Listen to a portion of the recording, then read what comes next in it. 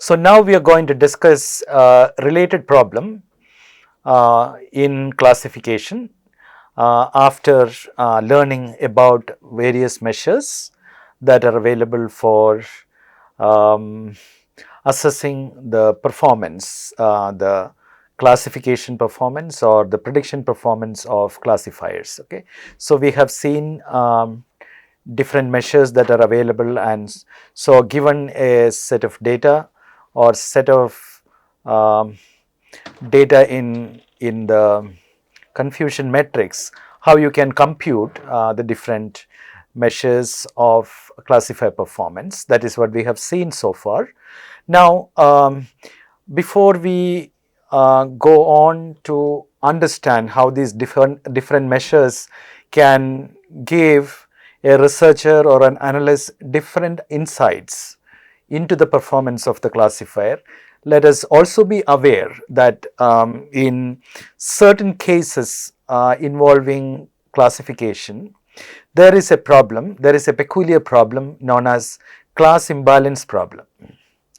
Class imbalance problem is a problem of data set, or it is also a problem of the phenomenon that generates the data set. Okay, so in such cases, suppose it is a binary classification problem and your target variable is binary, yes, no, or positive and negative.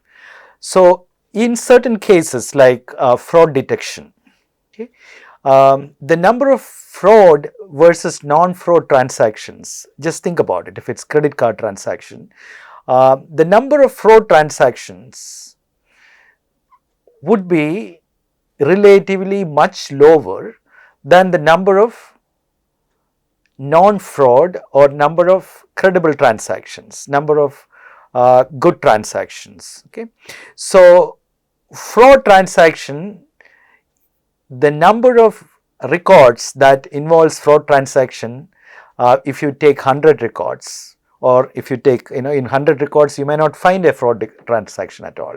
Okay, so actually the percentage or the relative percentage of fraud transactions would be much low, and this leads to a problem called class imbalance problem, where fraud has very few as compared to regular or acceptable transaction. It's binary, fraud versus non-fraud. Let me use the word non-fraud as a transaction which is not fraud. Okay, that may not be the most appropriate word, but fraud versus non-fraud. Okay, so binary. So the fraud is a very rare occurrence, and therefore the number of records would be very low. Therefore, you have a class imbalance problem. In such cases, if you try to build a decision tree or any classifier based on such data set, you will have a problem in getting accurate classification results for that class for which the data is very small in size. Okay, so that leads to a problem in assessing classifier performance. So look at the example that is given in the slide. Okay, so you have a binary classification data set where the total size of the data set is 10,000. Okay, out of which actual number of classes which are A's is 300. Actual number of cases which are no or non-fraud, as I said, is 9,700. 300 is to 9,700. Think of that ratio. Okay, so or out of 10,000, it's only 300 which is actually an yes, or 300 divided by total is 10,000. Okay, or just 3% of the classes are yes, okay, or fraud, or having a tested positive for a particular disease, etc. Okay, so therefore there is a class imbalance problem, and look at the recognition rate. Okay, so when we look at the recognition rate, the true positive versus true positive divided by number of positives, this is actually TP divided by P, which is 90 divided by 300, okay, or that is just 30%, okay, that is just 30%, okay. So your sensitivity comes as a small or low value, okay.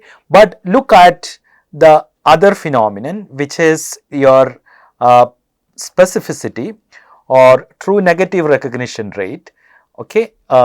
Sorry, that is not the cell I should have rounded, this is the one, okay. 9560 out of total 9700, which is 98.56. What explains the difference between the true positive rate and the true negative rate, or the difference between sensitivity and specificity?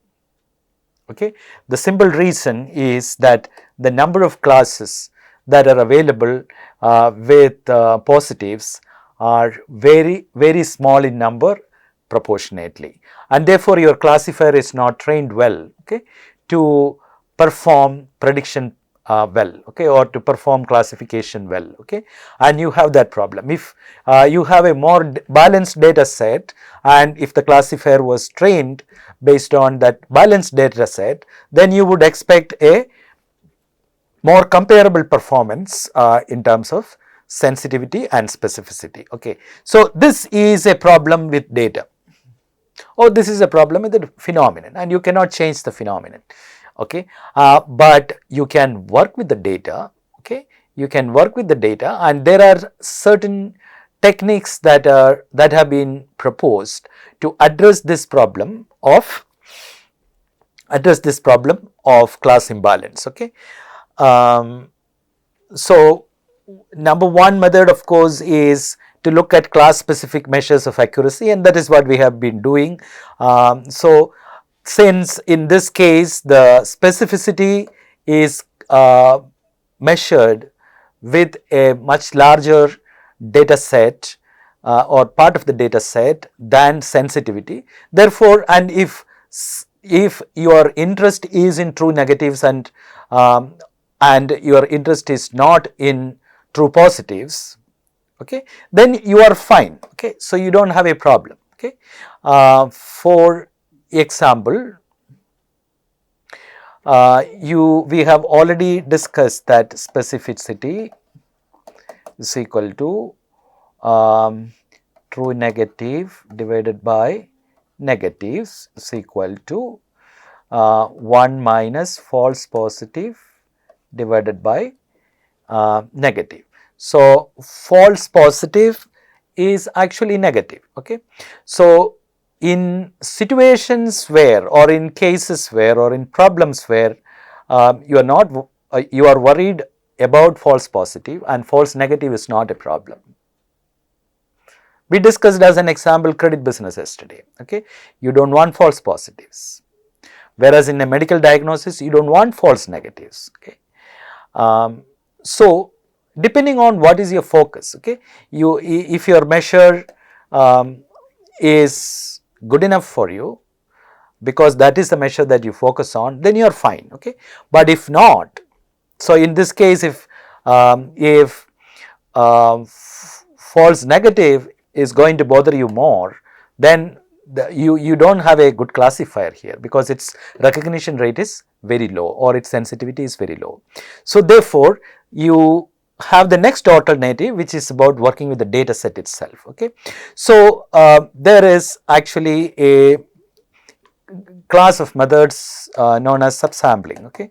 Subsampling techniques basically boost your data or increase the size of your data set from the main sample itself, okay.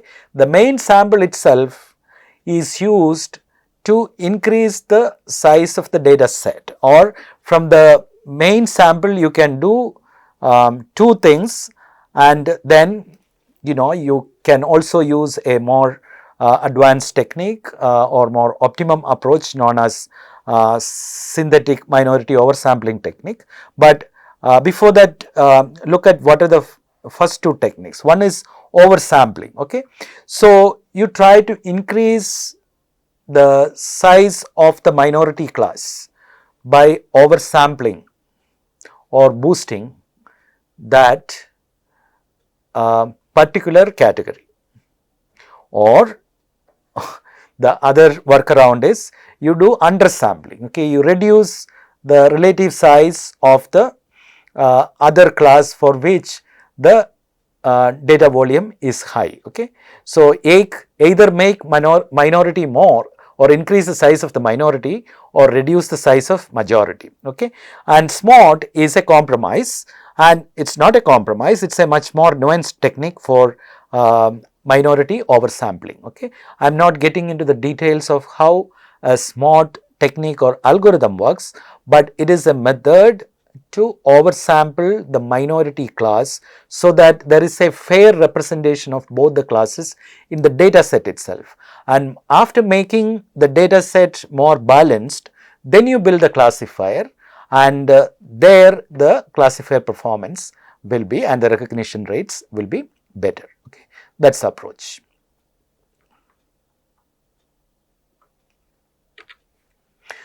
Okay, so next topic related to classifier performance is the ROC curve, or ROC in short form stands for receiver operating characteristics. ROC curves, or receiver operating characteristics. Okay, see, you may all of a sudden wonder what is ROC, what is receiver here. Okay, so that is very interesting. Actually, the ROC curves has its origin in World War II.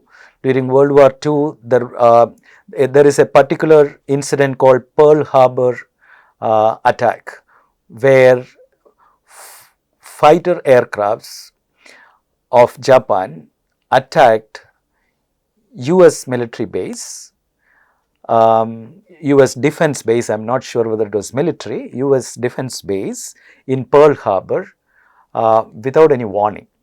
Or they had radar. Okay, of course, radar is a technology for sensing remote objects, okay, when they approach an object. Okay, so they had radar, but despite having this alarm systems to announce an attack, the US defense was not able to properly detect, okay, and defend themselves. Okay, and it is a Pearl Harbor attack of Japan that actually forced US into the World War II. You know, that is history. But then, of course, you know, the whole US defense establishment had to actually rethink what happened, what went wrong, why couldn't they actually detect the attack. Okay, so there is something wrong with the receiver or the radar. Okay, so they recognize that an alarm need to be generated when there is a real occurrence, and an alarm should not be generated when there is no occurrence. But unfortunately, this particular tuning of a device or a classifier is a trade-off. Okay, is a trade-off. You can actually make an alarm very sensitive, that is, only if there is a real attack, then only the alarm will sound. But when you make the alarm or the receiver very sensitive, okay, then the problem is that it may actually miss certain real incidents, because only if the incident is really positive, if it really occurs, only then the alarm will sound.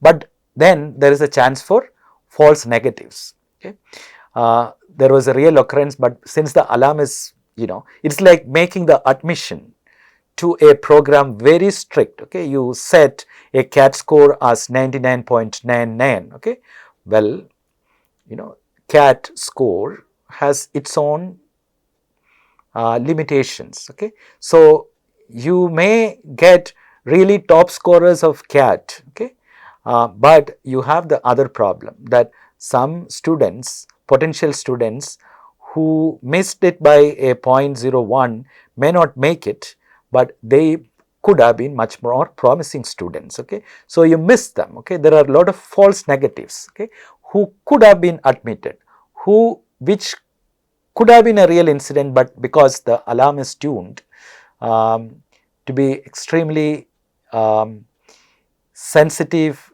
to true positives, it does not sometimes report an alarm. Think of the other extreme, when you tune your classifier such that even when there is a minor probability of occurrence of an incident, an alarm is reported. Okay, then that leads to a lot of false alarms or a lot of false positives. Okay, but there is an advantage there. You don't miss an incident if it is real, but along with the real incident, it may also report a lot of false incidents. So all the time you may be listening to alarms, okay, and then you become insensitive to alarms. Okay, so I think in real life we are aware of this situation. So the ROC curves in one sense is depicting this phenomena. Okay, the example given here in the three tables is basically this. Let me first try to explain this to you as example data and then explain the ROC curve to you, but the basic idea is what I try to illustrate to you. Okay, so here the data set pertains to a medical diagnosis context. Okay, so the classifier is basically a test, okay, a test result, okay, called T4 value. Okay, in detecting hypothyroid, which is a problem of the thyroid, there are certain tests, blood tests that pathology labs do, TSH and T4 etc. are useful in detecting the problem of hypothyroid. Okay, and so they can set the T4 value, the cutoff for T4 values at different levels. They can make it very strict, they can make it relatively loose. What does that mean? So let us look at this table. What this table depicts is that the column number 1 is about the different cutoffs for T4. Column number 2 is actually the number of hypothyroid cases, okay, and the number of true hypothyroid cases that are detected for different cutoffs. You know that the total number of hypothyroid cases, which is the P, is equal to 32.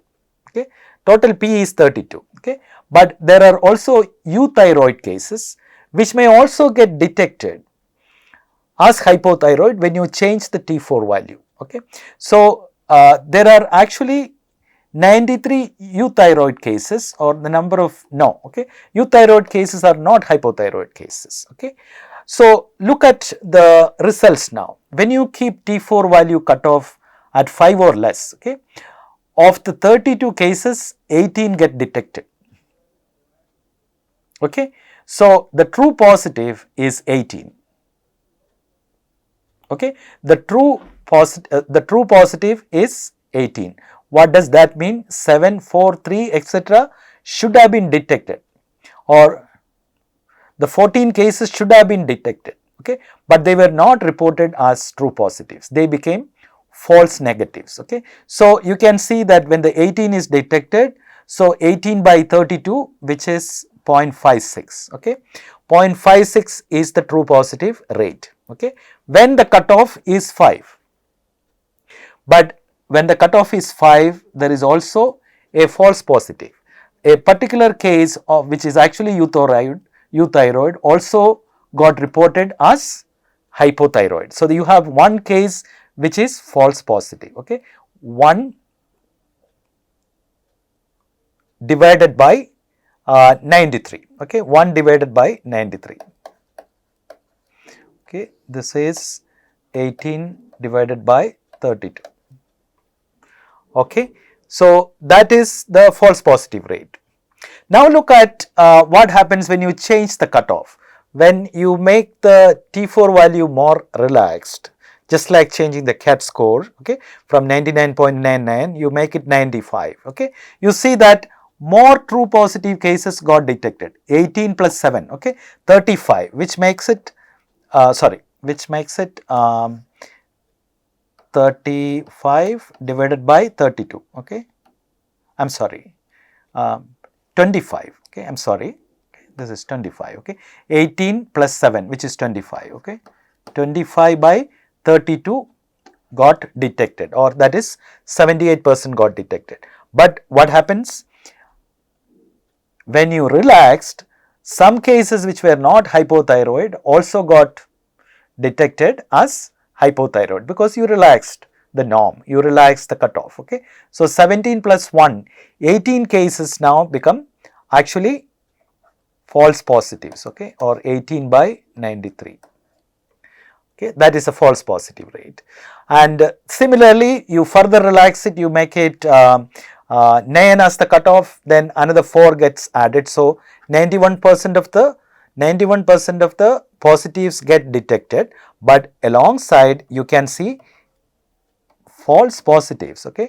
These cases which are not actually truly hypothyroid also get detected as hypothyroid, because you are relaxing the cutoff, okay. So you can see this reverse trend, okay.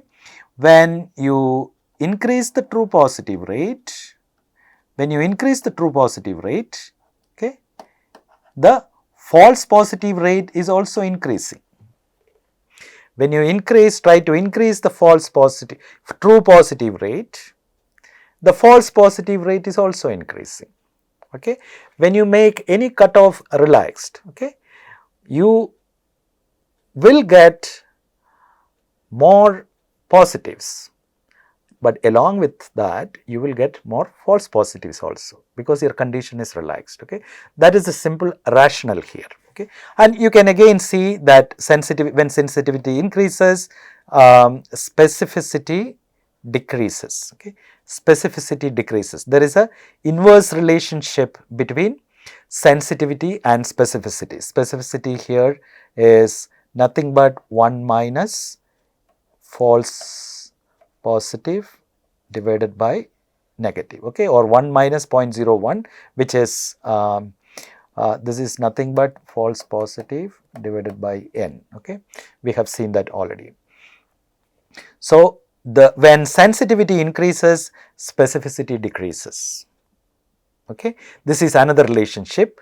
When true positives increases, false positives also increase, and that is the reason why specificity is decreasing. Let me say that again. When true positives increase, false positives also increase, and therefore specificity decrease, because specificity is 1 minus false positive divided by n. And it is the same phenomenon, or it is the same observation from the data that is visualized in the form of an ROC curve, where x-axis is the false positive rate and y-axis is the true positive rate, okay. And what is this 5, 7 and 9? They are the cutoffs, okay. You cannot understand an ROC curve without understanding the real phenomenon behind it, okay. What changes the true positive rate and the false positive rate is the change in the cutoffs, okay. Change in the cutoffs, okay, or you decide the sensitivity, okay. When you change sensitivity, it affects your false positive rate, okay. Or when you these interventions, okay, or deciding whether the cutoff should be a 5 or a 7 or a 9 will have an influence on the false positive rate and in turn on specificity. Look at a case when your cutoff is 9, okay. When your cutoff is 9, you can see that relatively your true positive rate is high, okay.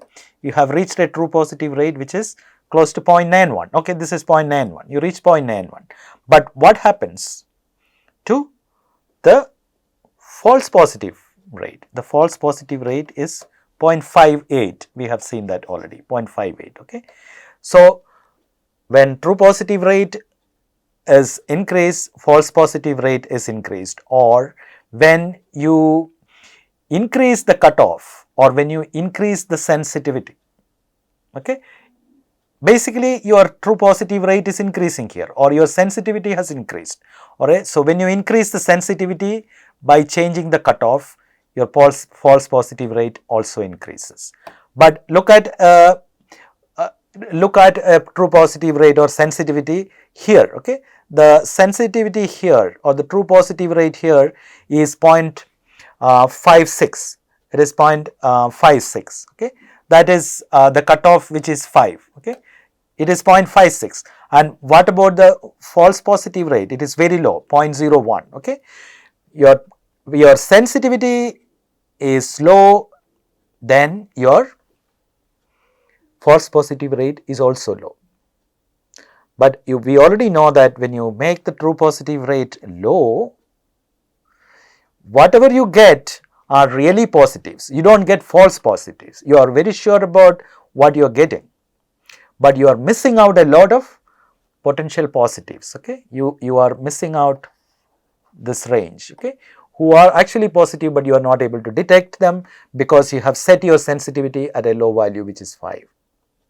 Now you can imagine how to apply this in different cases. Okay, for example, if it is medical diagnosis where you don't want false negatives, you don't want false negatives, but you can still manage false positives, right? If someone is actually sick but diagnosis did not report it, okay, it's a false negative, okay, and you want to keep the false negative very low, but false positive is acceptable, or you want to cover as many true positives as possible. Okay, that is a converse of it. Okay, you don't want false negatives, or you want all the true positives. Okay, you would like to keep your cutoff closely 9. Okay, you will move here. The only problem is, as we have already seen, that will result in a lot of false positives. Those who don't have sickness may actually get reported as having a particular disease or sickness. And you see that the Lancet during the COVID season published an article. Okay, generally in medical field, it is believed that false negatives are more costly than false positives. Okay. But Lancet reports suggested that false positive is also very costly, particularly in the case of COVID. And therefore, one may not go to the cutoff at 9. In such a case, one may actually find a more optimum point for COVID test cutoff. Okay, we are familiar with this test in recent past. Okay, so that is one application of this curve. You visualize this, but in cases where false positives are more costly, as in the case of credit business we discussed, okay, we may actually go towards here because the number of false positives are very low here. So you may actually try to keep the cutoff very low, or you may try to keep the sensitivity very low, okay, so that you have minimum false positives. Okay, so the cutoff is something that a researcher or an analyst or a decision maker can decide. Where do you want to tune your classifier? Where do you want to set the sensitivity? Okay, depending on the application. Okay, and that is the insight a curve like the ROC curves provide us. All right. Now here is visualization of ROC curves, and this represent the ROC curves of two classifiers, M1 and M2. Okay, M1 and M2. So now looking at this graph, one should be able to recognize which classifier is performing better relatively. Okay, and of course you can see a straight line which is actually a random model. Okay, or there is no model. Okay, if you actually classify randomly, this is the true positive rate and false positive rate relationship that you see, because it doesn't have any specific pattern. But if you use classifier M2, you can see that for a given false positive rate, this performs better because your true positive rate is much higher than that of a random model. But look at M1, for a given false positive rate, your M1 performs much better in terms of true positive rate than M2, right? What would be an ideal curve? An ideal curve would be that it will recognize all the true positives without having any false positive, which shows that it actually comes here, okay, and it remains there even if the true positives, false positives increase by changing the sensitivity, but the sensitivity at the first instance itself is 1, okay. And now one way to have an objective measure of the performance of a classifier or relative performance of a classifier is to use a measure called area under the curve, or AUC. So, AUC for a random model, you can see, is just half of this square, okay. This is a square because the scales are 1. So, just half, or let us take 1 into 1 and the half of it is 0.5. This is random, okay, you see it here. AUC will be 1 for an ideal model, okay, when for 0 false positive rate it gives 1 true positive rate, okay, and therefore the ideal one is AUC equals 1. Any model, for any reasonable model, the area under the curve will vary between 0.5 and 1, and the more it is tending towards 1, the better the model is. So, obviously, by looking at the curves, we can see that M1 performs better than M2, okay. This is one way of commenting on the performance of classifiers using the ROC curves by comparing only the true positive rate and the false positive rate. Okay, now we have another set of graph which compares precision and recall along with ROC, okay. So, the graph on the left side is the ROC curve, the graph on the right side is the precision, okay, precision versus recall. PR stands for precision versus recall, okay. The x-axis is recall, the y-axis is precision. In ROC, the x-axis is false positive rate and y-axis is true positive rate, okay. And these two graphs, when they are put together, gives us more insight about how the algorithm or the classifier performs, taken from a research paper of Davis and Godrich on ROC versus PR curves, okay. So, you can see this comparison, and we already learned that an ideal curve as far as ROC is concerned would be tending towards the northwest, okay. It should tend towards the northwest, and that is more ideal, okay, and a curve that is falling towards the middle of the square is not desirable. Now, when we come to precision versus recall, it is a different dynamics, okay. What is precision? We have already learned that precision is true positive divided by true positive plus false positive. Precision is true positive divided by true positive plus false positive, okay. So, we also learned that when false positives increase, precision decreases, okay. When false positives increases, precision decreases. When false positives increases, we have already seen that sensitivity increases, but precision decreases.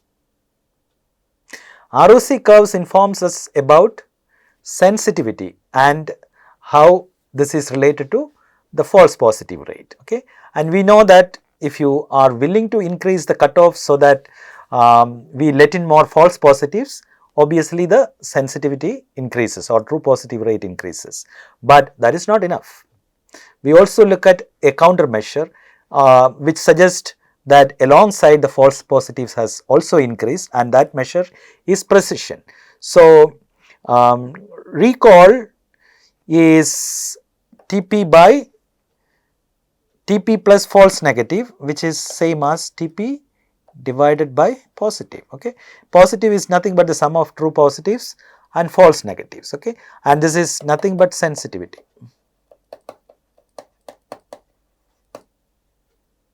All right, we have seen this already.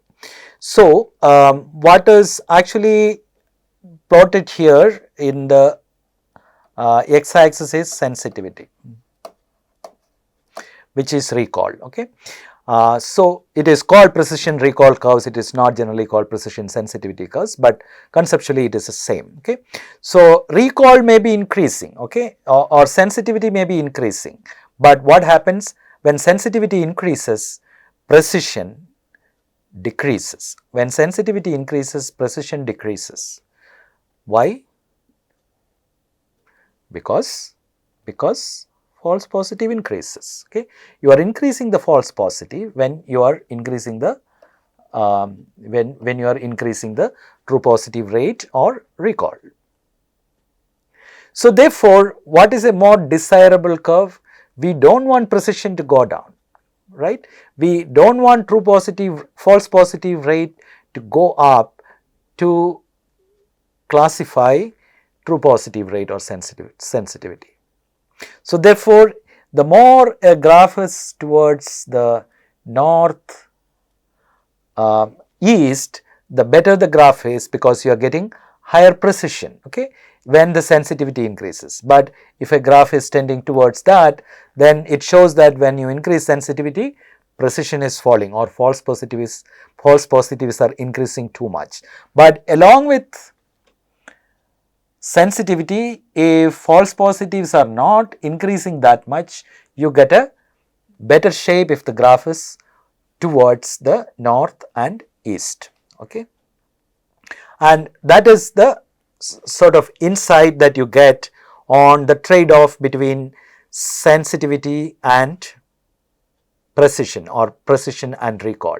So the precision and recall are inversely related. You can see that. We saw that from the data already a while ago, but the graph is depicting that. Okay, so these graphs together informs us about the trade-off between the different measures, and depending on the application, okay, one could actually figure how different classifiers are performing by plotting their ROC curves and PR curves. Okay, and this is very insightful. And there is also a measure known as F1 score, which is the harmonic mean of precision and recall. Okay, 2 into PR divided by P plus R, which is another measure, objective measure, which informs about the overall relationship between P and R. Okay. Now, let me give you another example before I close this discussion on classification. Okay. Classification is a very important technique and an important problem. Okay, and it has diverse applications, and the kind of objectives in classifications could also be different. Okay, and that is why we have different measures. This is something that we have already discussed. Let me actually present you a context that is presented by Alperdin in his textbook, and that is the case of information retrieval. Okay, information retrieval is about searching documents from large databases. Okay, you are a researcher and you are searching for research papers relevant to your research topics. So what do you do? Okay, in systematic literature review, for example, what you do is you design keywords. Okay, and based on the keywords, you run queries or you run search. Okay, in databases. Okay, in research databases. Okay, and when you run these queries, you get a lot of results. You may get tens and thousands of papers. Okay, sometimes the papers run to 100,000 or more. Okay, you have a problem there because of the large numbers. So, which papers are relevant, which papers are not relevant. Okay, and finalizing, going through the results and finalizing the papers that you really need to read and review is a huge challenge. Okay, so it is that problem that is depicted here in the form of information retrieval. The problem I described to you is actually a problem of information retrieval. So, we have already seen what is recall or same as sensitivity and precision, okay, PR. Now, the diagram, okay, the Venn diagram in the slide actually helps you imagine different scenarios, okay. Now, there are two categories of results, okay. The first category is documents relevant to the user. I am searching for a particular set of research papers related to a topic, okay, and documents related only to that topic is relevant to me, but my search results may have a lot of results which are not relevant to me. They are actually false positives. My interest is only true positive. I want papers that are relevant to me and that should be retrieved by the system also. Okay. Documents retrieved by your system is actually this circle. Documents relevant to the user is the green circle. The green circle is documents relevant to me. The yellow circle is document that is actually retrieved.